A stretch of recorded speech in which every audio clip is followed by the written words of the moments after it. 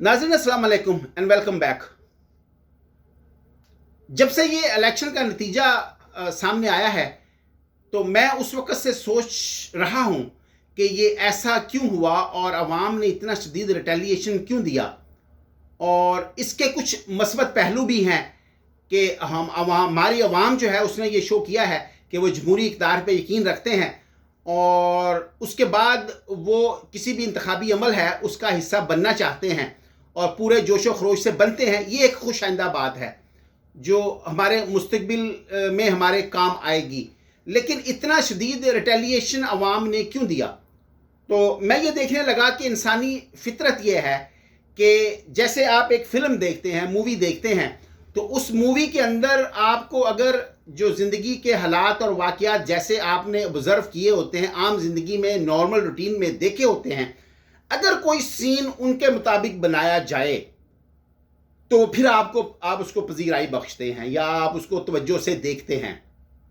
अगर कोई दो मालाई किस्सा सुनाया जाए और मफूकुल फितरत चीज़ें दिखाई जाएं तो फिर आप उसको समझते हैं कि ये टीनेजर या बच्चों के देखने की चीज़ें हैं। लेकिन आपकी तवज्जो वही चीज़ें हासिल करती हैं जो ज़िंदगी की असल हकीकतें हैं, जो ज़िंदगी का असल ड्रामा है, जो ज़िंदगी की असल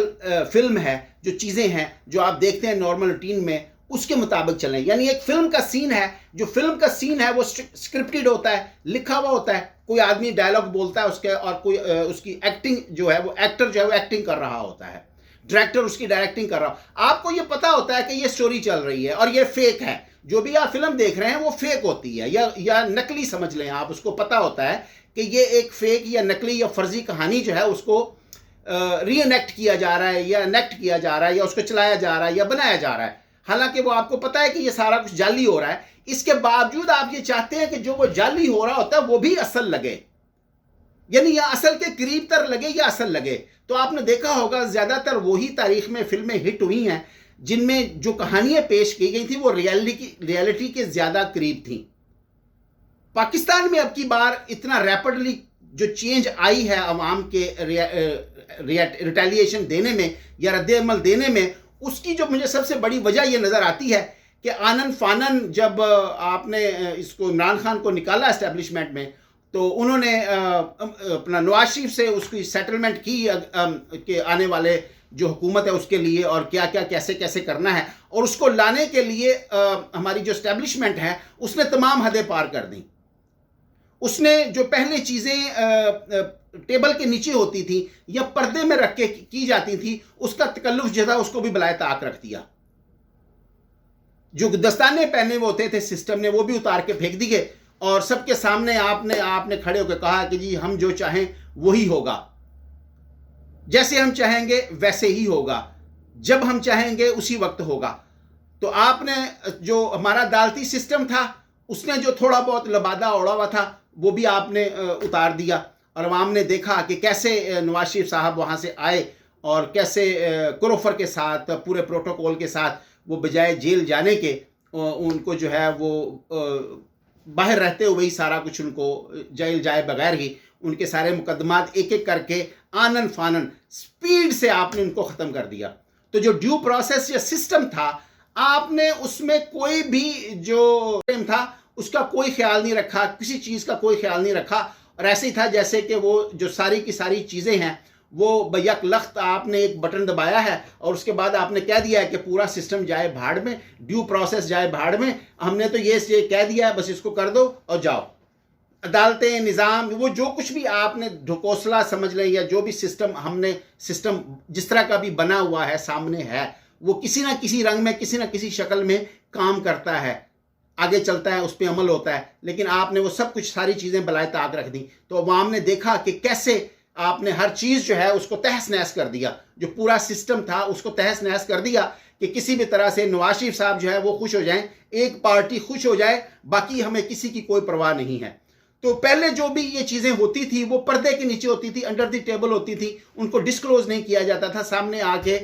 ढिठाई से जो है वो उनका दिफा नहीं किया जाता था। बल्कि यहाँ तो ये भी देखने में आया तो एस्टेब्लिशमेंट के लोग कॉलेजों में जा रहे हैं, वहाँ जाके तुलबा को सेटिस्फाई करने की कोशिश कर रहे हैं, उनका सामना करने की कोशिश कर रहे हैं। तो बेसिकली उसका मतलब ये था कि जो कुछ हम कर रहे हैं उस पर हमें पूरा यकीन है कि हम ठीक कर रहे हैं और हम ये बताएंगे कि मुहब्बे वतन कौन है और जो मुल्क तोड़ने वाला है वो कौन है। अगर ये बात ऐसे ही है तो जब पाकिस्तान टूटा 1971 में तो 13 साल तक आर्मी उस वक्त 13 साल से बरसे इक़्तिदार थी। उसके बाद जितनी भी मुद्दत आज जो मुल्क का हाल है उसमें आधे से ज़्यादा जो मुद्दत है वो आर्मी जो डायरेक्टली इन्वॉल्व रही है। कोई उसमें सियासतदान डायरेक्टली ऑन द टॉप कोई नहीं बैठा था। और जो भी चीज़ें चल रही हैं जिस तरह चल रही हैं, अब वो जो सिस्टम ने थोड़ा बहुत नकाब उड़ा था वो भी उतर गया, सबके सामने है सारा कुछ। तो अवाम ने उसको पसंद नहीं किया।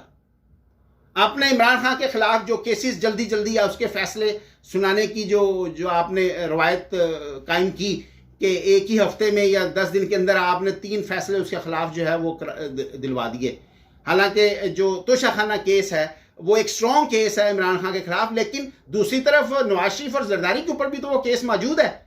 उसको आपने सर्द खाने में डाला हुआ है। हालांकि इमरान खान के ऊपर जो केस है वो भी स्ट्रॉन्ग केस है, लेकिन अवाम को यह पसंद नहीं आया कि आपने उनको तो छोड़ दिया, उनको एक साइड पे कर दिया, इमरान खान को आपने सजा दे दी। फिर जो इद्दत के मामले में हुआ वो मेरा ख्याल है कि इस्लामी तारीख का वो बहुत ही एक अनोखा और अजीबो गरीब वाक़या है कि आपने 7 साल कैद उसको इद्दत के मामले पे दे दी। तो अवाम ने इसको बिल्कुल पसंद नहीं किया और ना ही पसंद किया जाना चाहिए था। जो अवाम का रद्दअमल है वो नेचुरल है, वो फितरी था जो उन्होंने रद्दअमल दिया है। इस इलेक्शन के रिजल्ट को देखने के बाद मुझे अवाम का जो अपना कॉन्शियसनेस है उसके ऊपर मेरा एतमाद बढ़ा है कि अवाम हर चीज़ को इग्नोर नहीं करते, वो देखते हैं, वो रद्दअमल देते हैं और उनका रद्दअमल फिर शदीद होता है। अवाम का रद्दअमल शदीद होता है और अवाम का जो रद्दअमल होता है आप उससे सरफ़े नज़र नहीं कर सकते। सरफ़े नज़र करेंगे तो उसमें शिद्दत बढ़ती चली जाएगी। अब मुक़्तदारों को देखना यह है कि अपनी वो इस्लाह करते हैं या नहीं, या अपना तौर तरीके जो हैं उन्हीं को जारी रखते हैं और मुहब्बे वतन होने के सर्टिफिकेट सिर्फ वही दे रहे हैं लोगों को और वही बता रहे हैं कि कौन मुहब्बे वतन है, कौन जो है वो मुल्क का दुश्मन है। अस्सलाम वालेकुम।